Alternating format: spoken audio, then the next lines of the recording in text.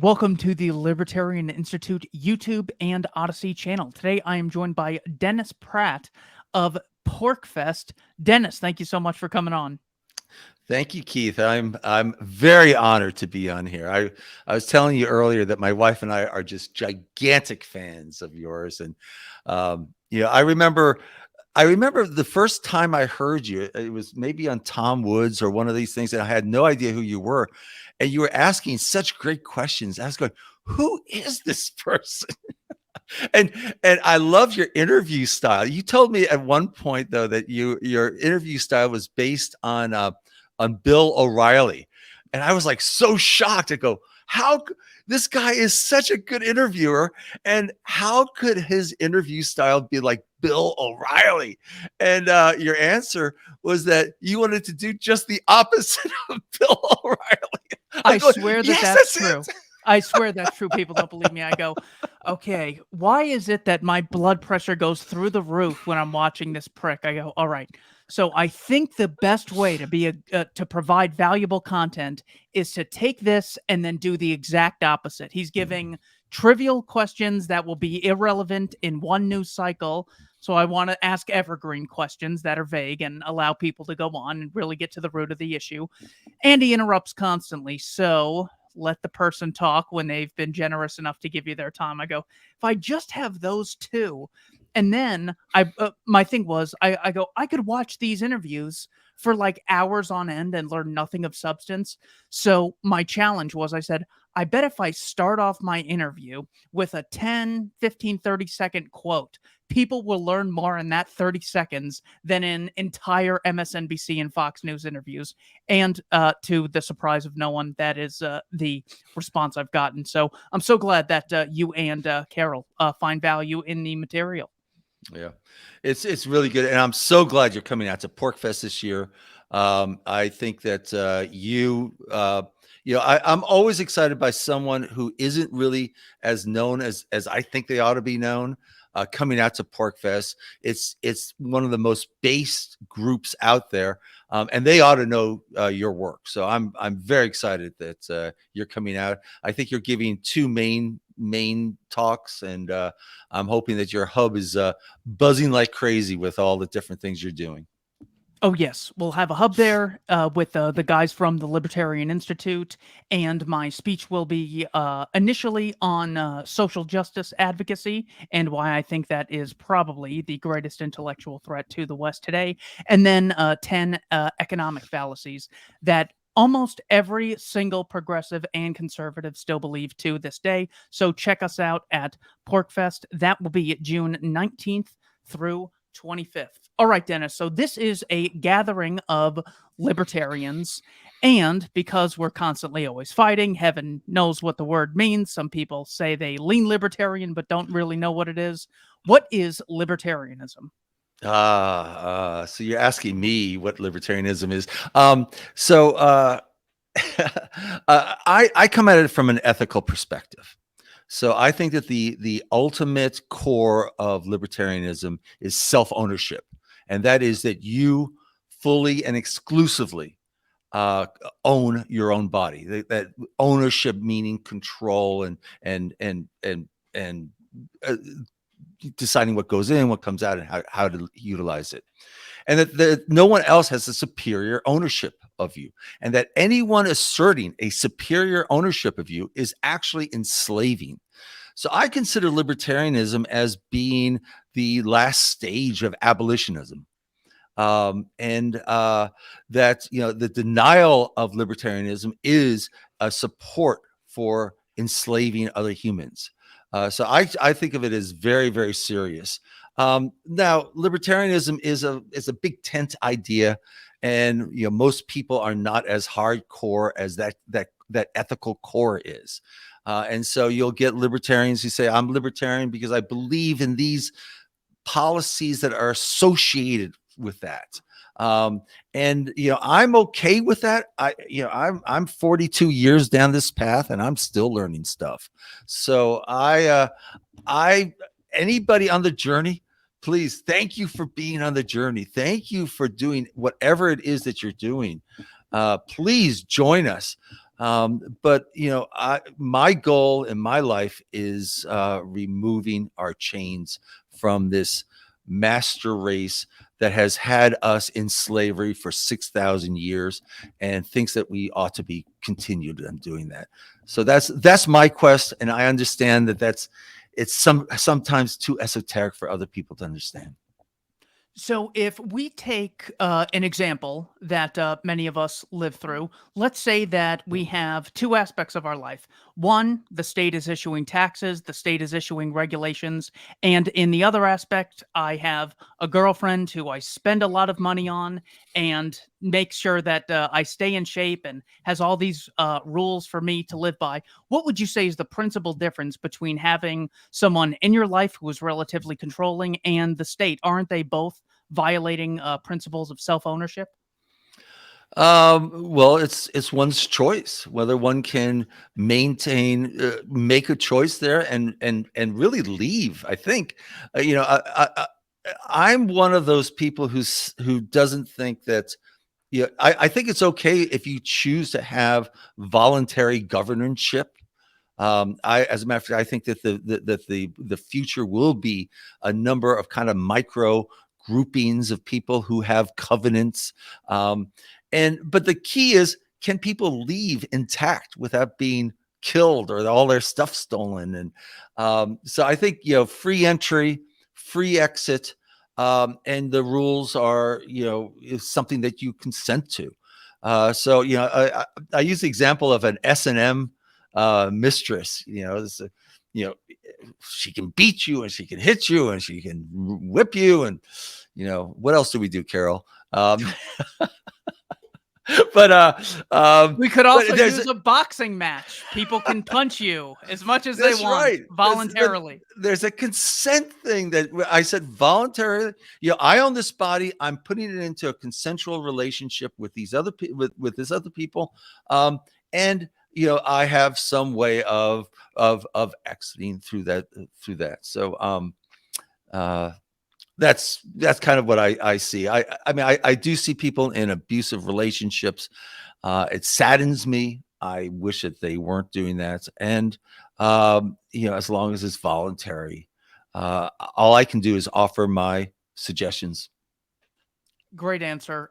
The reason I ask all of our libertarian friends is because when I see this prick Noam Chomsky say with a serious face that employment is basically you have as much freedom as you had in the gulag where you're constantly bossed around, that literally is like, kidnapping. It's a lot like going over to someone's house, when you think about it, because you're not in the place where you live. I mean, I am just blown away that so many people say ridiculous stuff like that. I always ask our libertarian friends how they respond.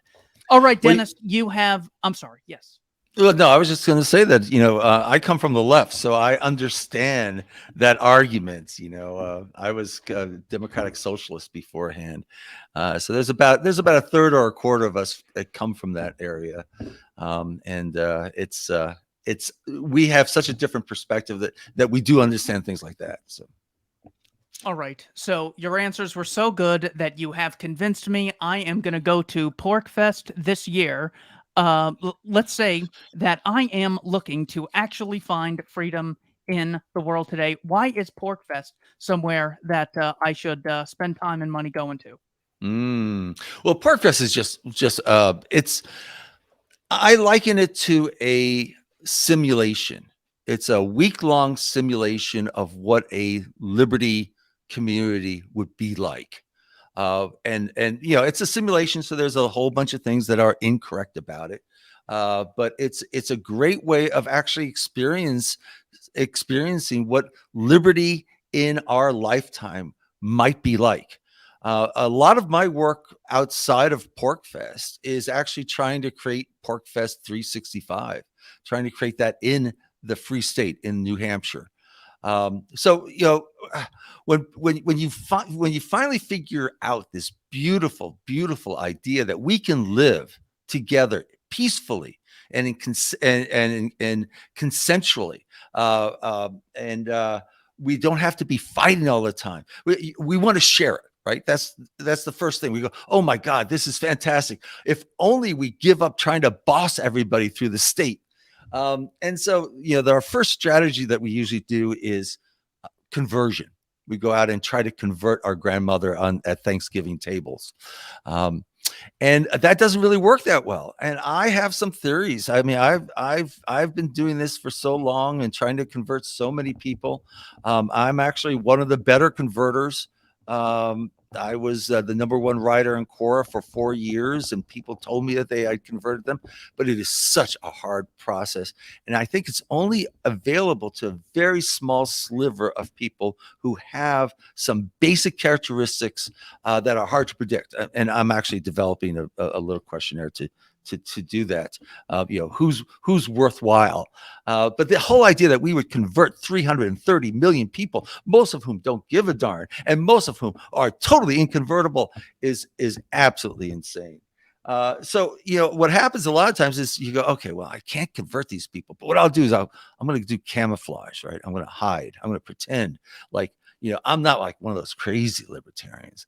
I just want to move slowly, a little bit more freedom, and and make all the pragmatic arguments, and between the trouble is that most people are kind of happy with the idea that they could have slaves. I mean, if I told you, look, Keith, I'm going to give you this harem of nubiles that's will do your every wish. You might not look that hard at, well, how do I get these and what's their situation? And, you might ask me, well, how are they consenting? I go, oh, sure, they're consenting. We had a vote, and you go, well, okay, I guess that's fantastic. I get these new.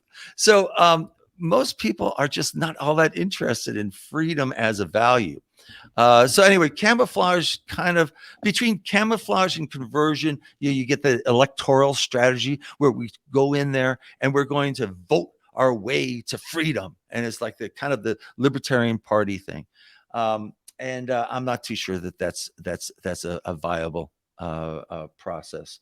A lot of times people will kind of give up and say, okay, look, we're always going to be controlled. There's always going to be this master race. The vast majority of people are not convertible. We can't trick them. We can't camouflage. So what we need to do is we need to supplicate. We need to beg our masters for a little bit more freedom, but we'll make a deal with them.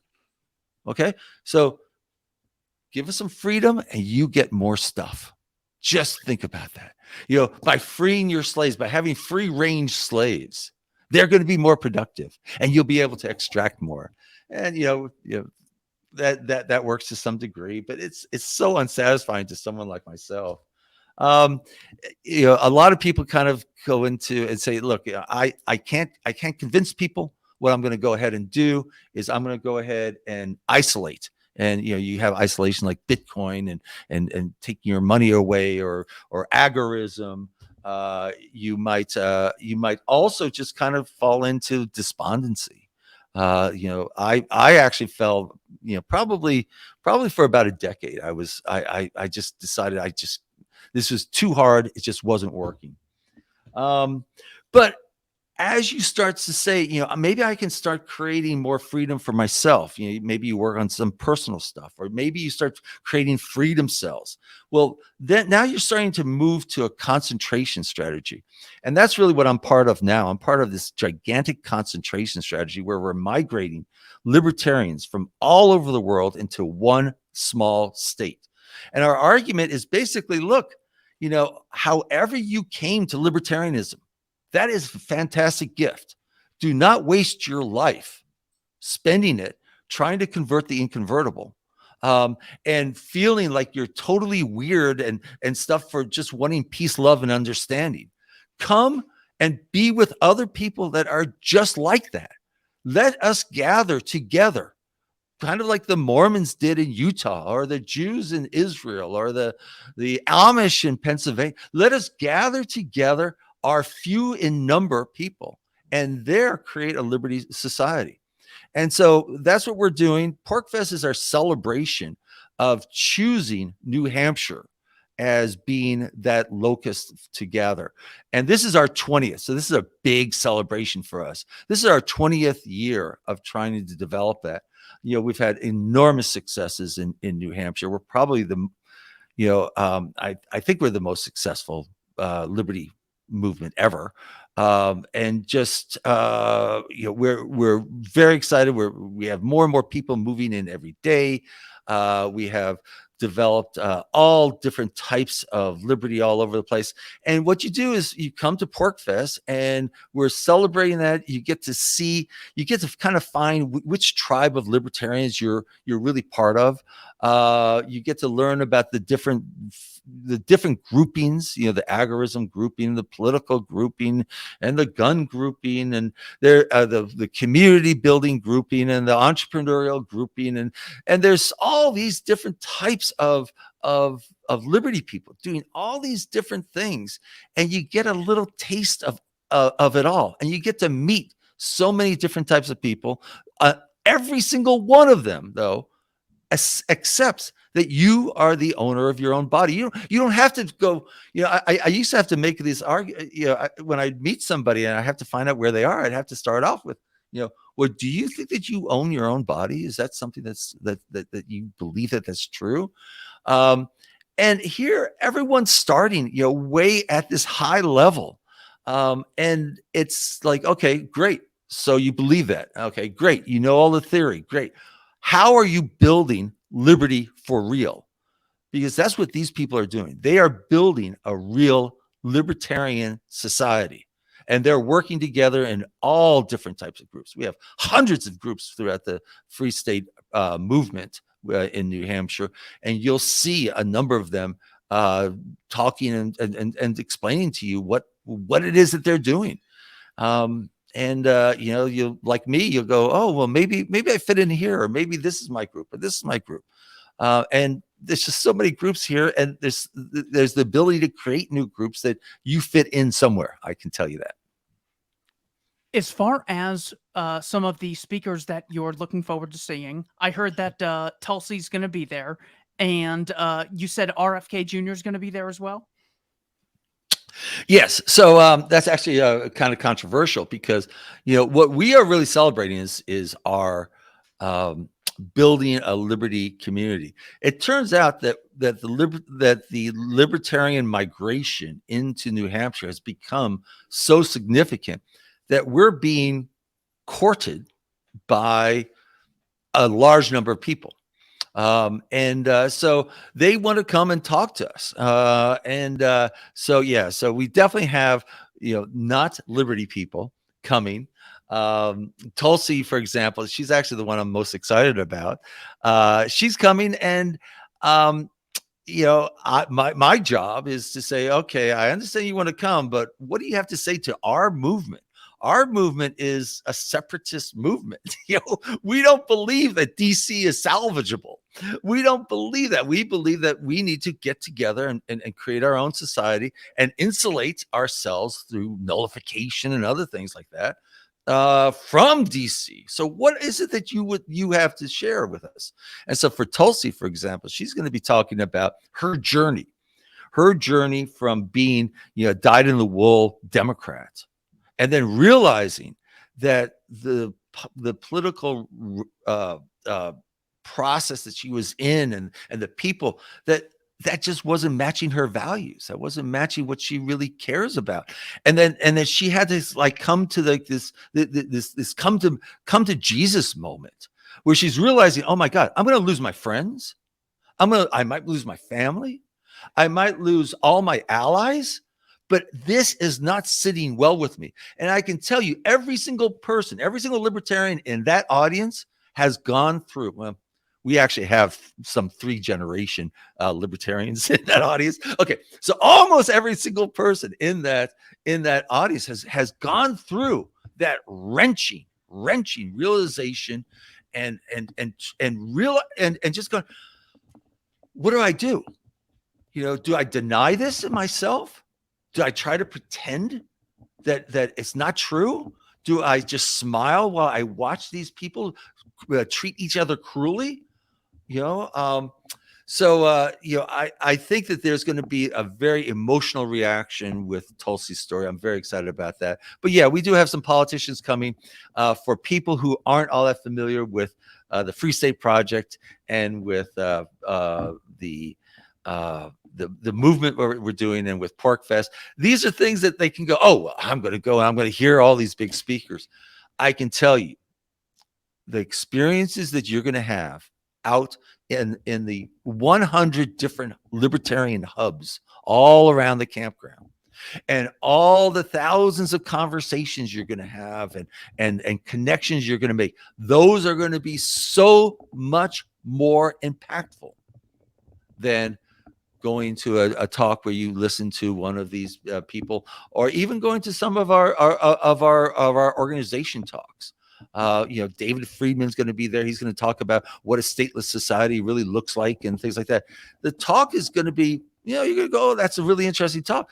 The value will be talking with David afterwards, because he's just hanging around in the campground, and you're going to have lots of opportunity to talk to him at one of the lounges.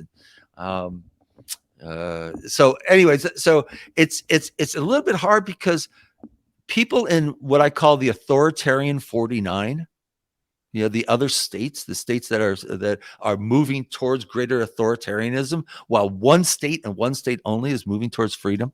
The people in the authoritarian 49 just have no concept of what it is that we're doing here, and they don't really understand what it's like to live in liberty communities. And so, we need to get them here.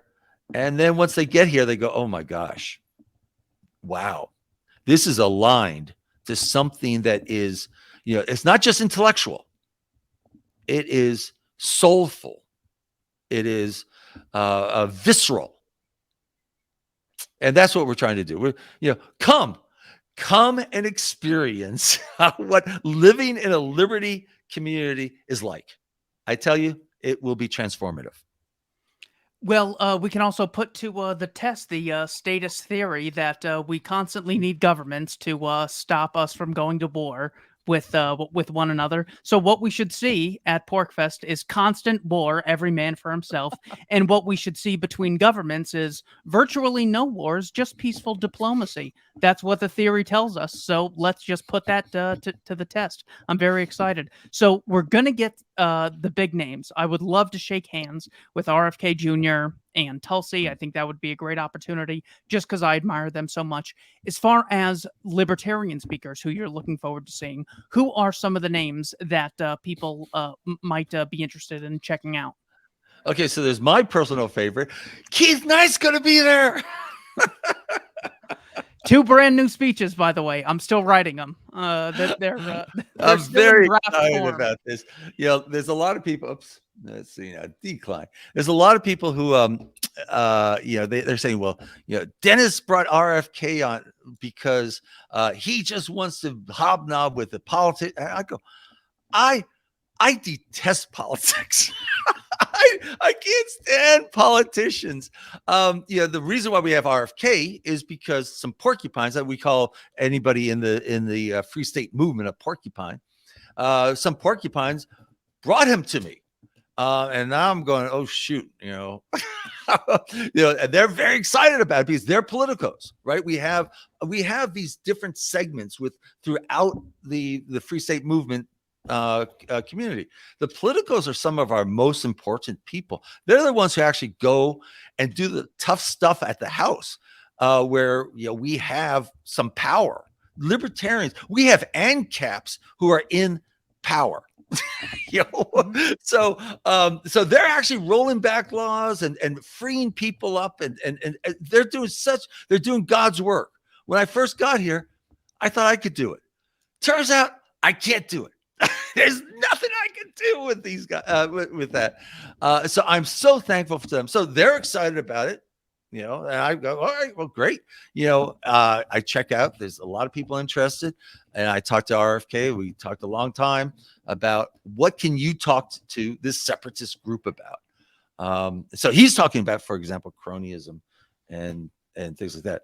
But the people I'm excited about are people that, I mean, I think it's fantastic to have you out there and beating these people. If they don't know what the work that you're doing, your book and the way that you interview people and just the learning that people can have from your program, I mean, they will benefit greatly from learning that.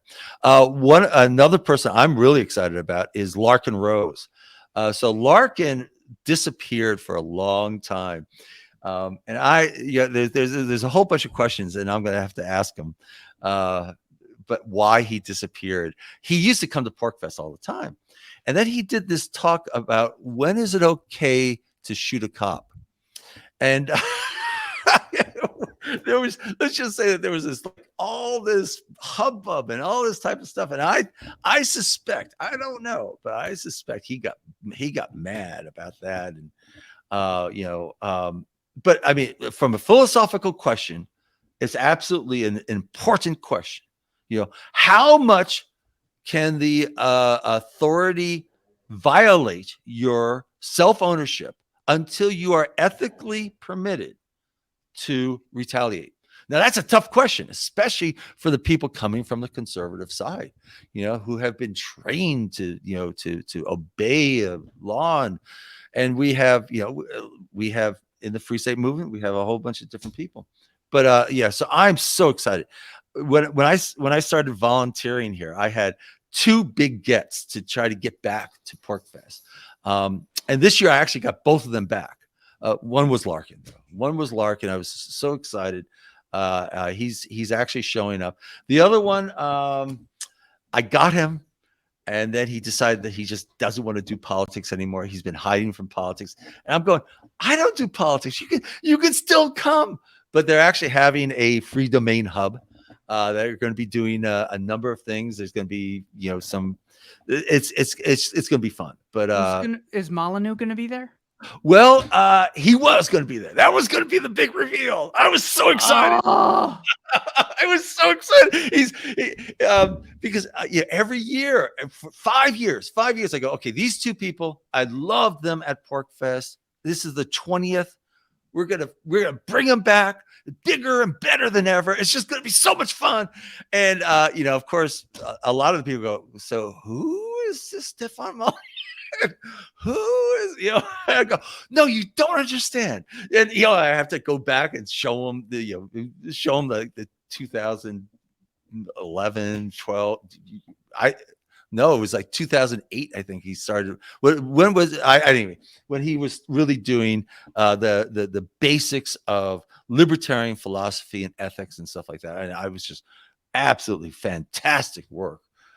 He does now the call-in shows, which but I was just so excited. But yeah, he got so womped on. So. Have you interviewed him, by the way? No, I have been on his show twice, though. Yeah. Fortunately, we had. That's a show to watch. Yeah, the thing about Molyneux is he has 2 of the greatest books that I think we have in as far as introduction to libertarianism goes. Everyday Anarchy, which he makes a very important case that far from being this thing that might happen 1,000 years in the future, if all of us talk about it enough, he goes, there are anarchic aspects of your every single day life. And then Practical Anarchy, which is how would you end up getting to a free society? So Molyneux's work is absolutely terrific. Yeah. Yes, we all have our shortcomings. I don't know why this guy gets so much heat for wanting to, give Trump a try. He gave him plenty of difficulties after Trump let everyone else down. I was surprised he didn't even pardon anyone impressive, but then I shouldn't have been surprised. Oh my God! Well, we're so excited. Some subset of us are so excited because RFK has been one of the few people who said that he's going to pardon Assange and Snowden. We actually have one of our bathrooms is called Leaks for WikiLeaks.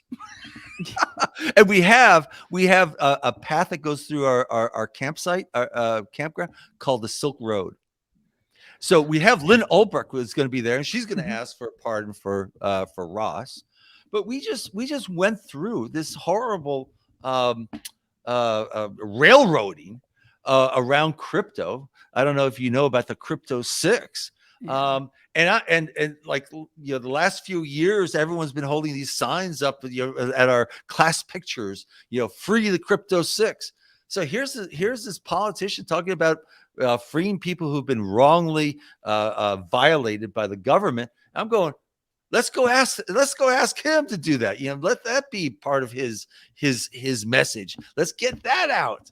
And it turns out that the people who really want to free the crypto six hate politicians so much they would never ask. They won't even go. I'm going, but you have signs that say free the crypto six. Whom are you asking? Whom are you asking to that sign? Ask that guy there. He wants to do it. Well, the speaker list is great. I felt so close to Molyneux when you said Free Domain Hub. I'm so excited. I can't tell you. I had so much fun with the idea and the planning of this because we couldn't tell anyone, right? Yeah. Because the crazies and all that type of stuff. I've gotten enough, because this is my 5th year. I've got enough power now that every year I would contact Stefan. I say, please, I'm actually rising up here. I can get you on stage. I can do this stuff. And every year, I can't do it. This year, he actually said, I'm coming. I was like so excited. So those are the 2 people I was the most excited about. Unfortunately, I lost Stefan. And I don't think anybody who's going to take over from me. This is my last year organizing. I don't think anyone's going to take over from me will ever put up with the heat that people would get from having Stefan there. But hey, it was worth 5 years to try. And as far as Larkin Rose, I know that he came out with the book Parasites on Parade, but he's also working on this movie that comes out next Saturday called The Jones Plantation. And a bunch of us are going to see it in Phoenix, Arizona. So I know he's been really busy with that. But yeah, Larkin has not stepped out of the game at all. We have a kind of a special showing here at PorcFest with panel discussion afterwards of Jones Plantation. I'm excited about that. We have a number of good videos that will be shown during the thing with discussion. I mean, the one that we're the most excited about. I don't know if you've seen this. There's an NBC docuseries on the Free State Project. Basically, the Boston group was like going, what is going on in New Hampshire? Because we're proposing bills to secede, and we cut a school, slashed the school budget, by more than 50%. It was like no, we didn't slash it. We just said, okay, the private school, most expensive private school is about $9,000. We'll give you $10,000 per student. You should be able to do that, right? But that was slashing it by more than, and deadly austerity. I'm sure they right, because they're just the teachers unions go in there and they go, well, we need 3% increase. How can you argue with 3 pennies? I remember Elizabeth Warren saying they're against a 2-cent tax. 2 pennies. Literally 2 cents is how she explained 2%. Imagine seeing that at the grocery store. This item is 2 cents, and then they demand 2% of your entire net worth. And you go, what? Social contract. Yeah. And here you have the teachers unions doing the same things. And you wonder why people are so poorly educated, in these government schools. So they followed us for 9 months, Keith. 9 months, and we don't. They actually embedded. It was a very strange thing. I was at the PorcFest. I was giving a talk, and all of a sudden, this guy comes up, and in the middle of my talk, he's slipping a microphone through my shirt. Yeah. And I stopped my talk, and I go, well, who are you? What are you doing? He goes, oh, I'm miking you up. I go, who are you? He said, NBC, and we're like, wait a minute, this is PorcFest, man. We don't have NBC come in here, and we knew that they were going to do a hit piece. We knew they were going to just slaughter us because, it's Boston, right? And that is authoritarian central, and they think that anything that's this liberty thing, that's insane. Oh my goodness, how could you not be controlled by your masters? And after my talk, I met with them afterwards, and I said, "Look, I know that you have to do a hit piece. I know that this is the process, but I just want you to know we're not really like that. These are good, peaceful people. All we want to do is live our lives as we choose. And I'm saddened that you have to do this, but do whatever you want, because for us, even when we get bad press, it's actually not bad. The bad press tells all the authoritarians, don't go to New Hampshire, which is good for us. And the people whom we really want, the really hardcore liberty people, they go, oh, MSM, the mainstream media is saying, don't go to New Hampshire because they're too liberty oriented. Book me a flight, baby. Yeah. But it turned out this NBC documentary was, it's funny because I call our detractors free haters. So we're free staters and they're the free haters. The free haters, oh man, they're upset just because it's not this terrible hit piece. Of course it's not like it's not a fluff piece at all. It actually is just somewhat balanced and allowing us to speak in our own voice on a mainstream documentary. Anyway, long story, they're going to be there. They're actually shooting the last episodes. They have 11 episodes. They're going to be shooting the last 2 episodes, and then they're going to be turning it into a documentary on the Free State. It's all released. You can go to NBC Boston and see this documentary. Highly recommend it. It's really enjoyable, really fun. My dog actually gets credits at the end, so you'll see. It says, special thanks to Ron Paw, P-A-W. That's my dog. Yeah. Well, one of those politicians that never does anything for us, and we can never talk to them because that legitimizes the state. Of course, come on. Can we concede that they're not all equally evil?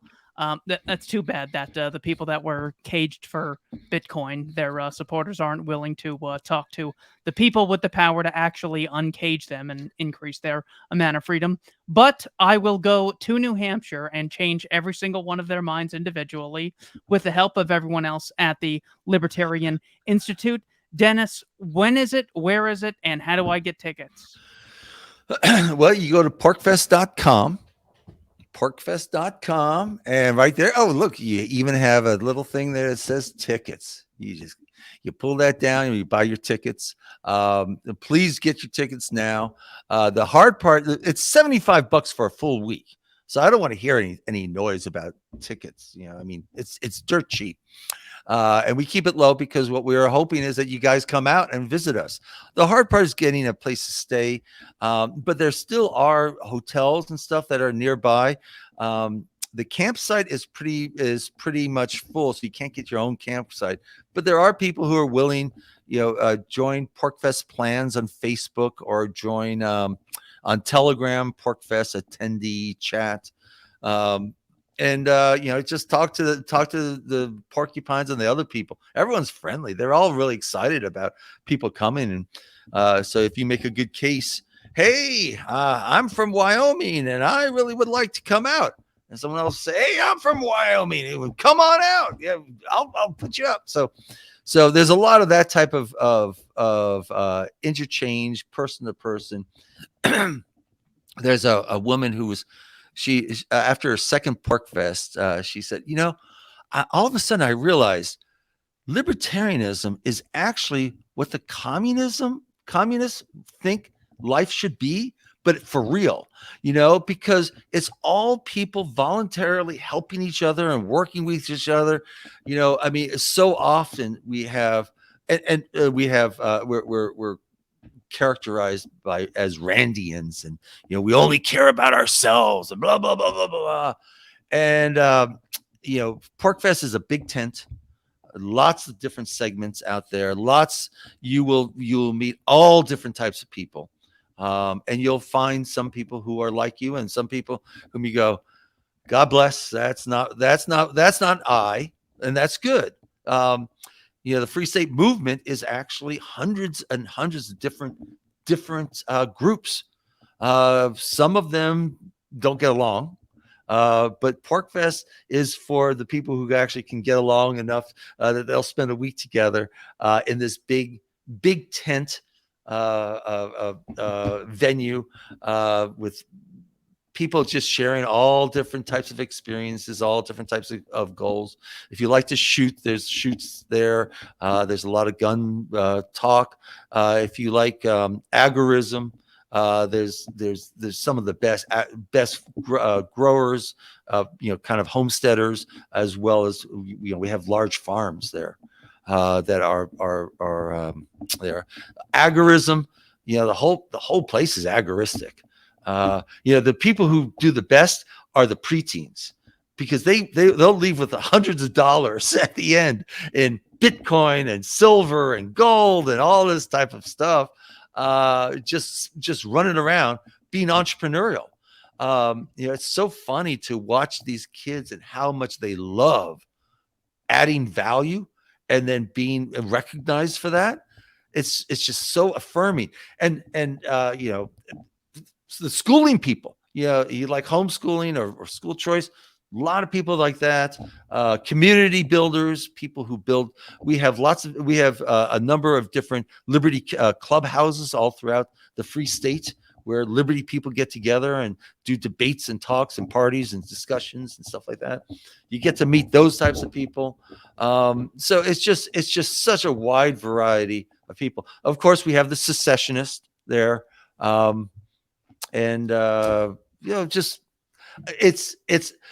was going to do a taxonomy. I'm just so busy organizing the darn thing. Next year, when this is my last year, so next year, one of the things I'm going to do is I'm going to do a taxonomy of the Free State movement, just to give people an overview. Because when they come, they go, well, what does the Free State Project think of blank? And it's just like, you don't understand this. This is a distributed, bottom-up, multi-voiced system. The free haters hate that. They're always trying to find the head because they want to cut it off. And there's no head. There's no head. It's just all these people doing all these different things. And of course, they'll say, well, that group there did that thing. And that represents the Free State Project. And I go, no, that's 1 out of 100 or so, groups. And they're doing that. Look at these people over here doing that. So it really is a great picture of a bottom-up, spontaneous organization, movement. The Free State Project itself is 5 people on a board and two paid workers who basically tell people, come move here. And then when you're here, whatever liberty you want to do, find it and do it to the best of your ability. God bless, boom, you're done. And then when you're here, you can join different groups and try, the first 3 groups or so I joined, I just realized, I don't really fit in with that group. That's not the first group I tried to join was the political group. And I thought that they were just so great. Bought a lifetime membership and all that. And I just it took me about 3 months. I'm a slow learner, 4 months. I just realized I can't do that. I would get so outraged. What they do is they review every bill that comes up as to whether it's liberty or whether it's moving in towards greater enslavement. And I would get so outraged that these people actually had the gall to do this. I would write pages and so, but you will find your niche. There are so many different groups. Ladies and gentlemen, check it out at porcfest.com, PorcFest. That's going to be the year 2023, June 19th to June 25th. I will be there. Kyle Lanzalone of the Libertarian Institute will be there talking about everything Russiagate, one of the greatest scams that the corporate press had for a couple years, convinced about half the population, still waiting to hear the apology. Connor Freeman will be discussing the State Department's intentional provoking of a war with China over Taiwan.